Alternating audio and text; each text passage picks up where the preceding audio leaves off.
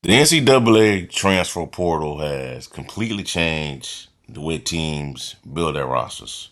With roster turnover at an all-time high, the days of just getting 4-year college players just pretty much evaporated. If we're being honest, and immediate impact is the name of the game right now in the current landscape of college basketball. And few head coaches to me, have mastered the new era like Penny Hardaway. Since taking over at Memphis, Penny Hardaway has embraced the portal like very few others have. Penny has embraced, what you can do with the portal, the things you can do, the benefits of it. He has landed high scoring guards, tough bigs, and do it all wings for the most part. Often, turning over half the roster in a single season and still competing at a high level. He's done that multiple times. So in this video, we're counting down the best of the best 7 players who transferred into Memphis and made an undeniable impact with this program. So number one, we're gonna start off with Kendrick Davis, transferred from SMU ahead of the 2023 season, and immediately became the face of the team.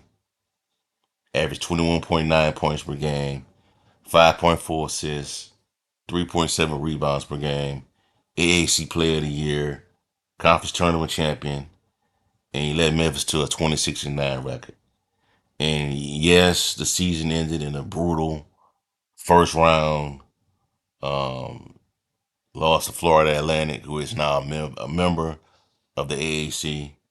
But Davis was electric, man, throughout the entire season.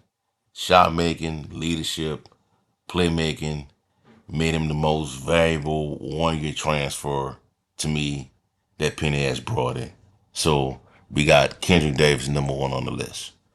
Number two, DeAndre Williams, who transferred from Evansville in 2020. Talk about a glue guy with elite production.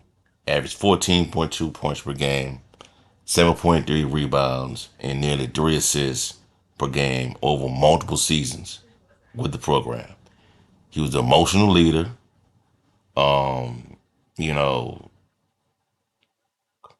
hard to stop in the paint, um, defensive anchor, and a guy who could play 4 positions. Literally could. And he helped Memphis win the 2021 NIT tournament. Then took them to back to back. I won't say back to back, but took them back to the NCAA tournament for back to back seasons. Injuries, had a part in his growth as well, but and that eligibility stuff at the end, but that didn't stop him from being a fan favorite and a leader both on and off the court for the city and the team. So DeAndre Williams at number two. Number three, I'm gonna go with PJ Hackard. Um, Even though he only played 1 season, but it was a good one. After transferring from Tulsa, and I believe he also had a stint at TCU as well. Haggerty lit up the scoreboard, averaging 21.7 points per game, 5.8 rebounds, and 3.7 assists.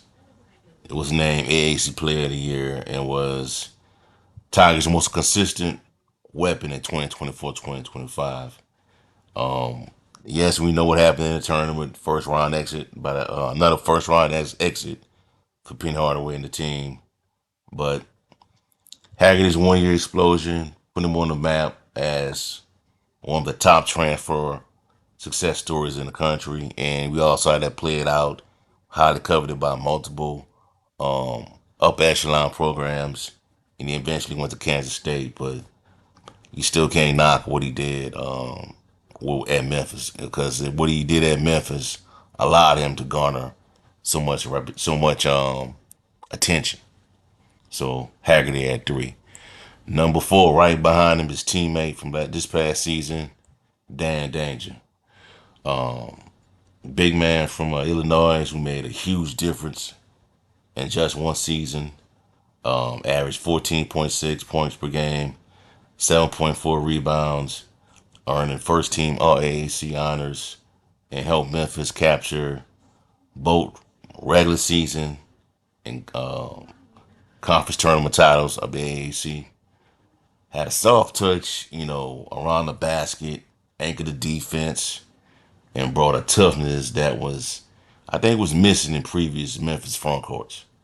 He only got one season, like a lot of these players on this list, but and also they denied his waiver, but he had a strong year for him and for the program. So Dane Danger at number 4, number 5, we got David Jones, from came over from St. John's, made the most of his season at Memphis, posted 17.7 points per game, I believe. I think it was over 21 points per game at Memphis, 21.8 points per game, 7.6 rebounds. Very versatile, night after night, matchup nightmare, able to knock down shots, crash the glass, and defend across the floor.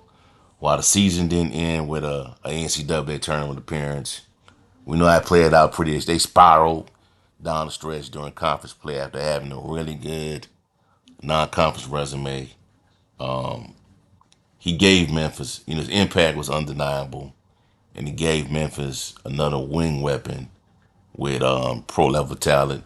We seen, if you saw the clips on social media during his time. Right now he's with the Jazz, playing in the summer leagues, having a really good time right now, producing.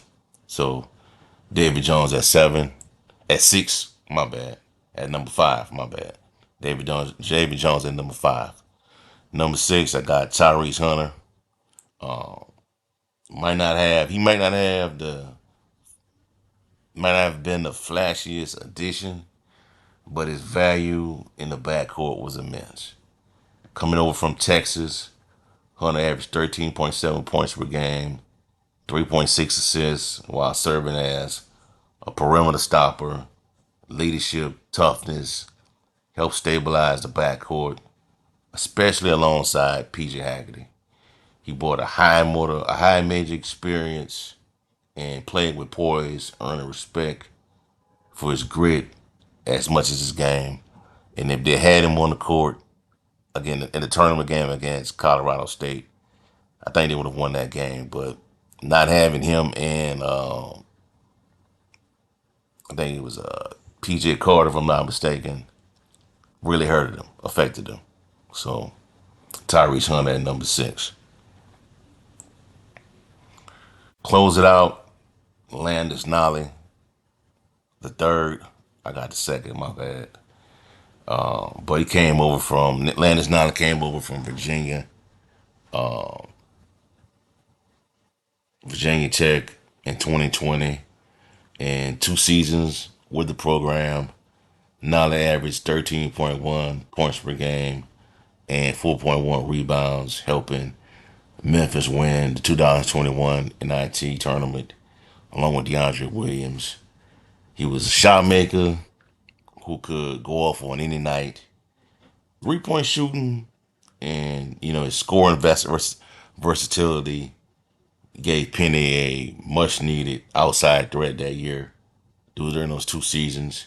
Now his second year, he was a little inconsistent, but he still provided several clutch moments during that year and played an important role in the Tigers' postseason success. So close it out with Landis Nollie at number 7. All right. So there you have it.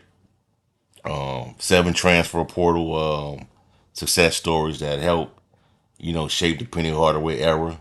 Right now, for what he has established with the program in today's game, you know the portal can make or break a team, and for Memphis, it has been a lifeline. So from Kendrick Davis, his star power, to DeAndre Williams, hustle in his heart. These players didn't just fill roster spots. They raised the standard. And as we look ahead to another season of new faces in the Memphis uniform, it's clear that Hardaway knows how to reload. He knows how to reload. He knows how to turn over a roster and have that team ready to compete for the tournament, and the conference championship. So he knows how to do that. Pretty much better than anybody. Only a select few can do that, in my opinion. But let us know your favorites. Who are your favorite transfer portal additions that Penny Hardaway has had? Maybe it might be different from mine. Let us know in the comment section below. And don't forget to like, comment, subscribe. Have a blessed night. Peace. I'm out.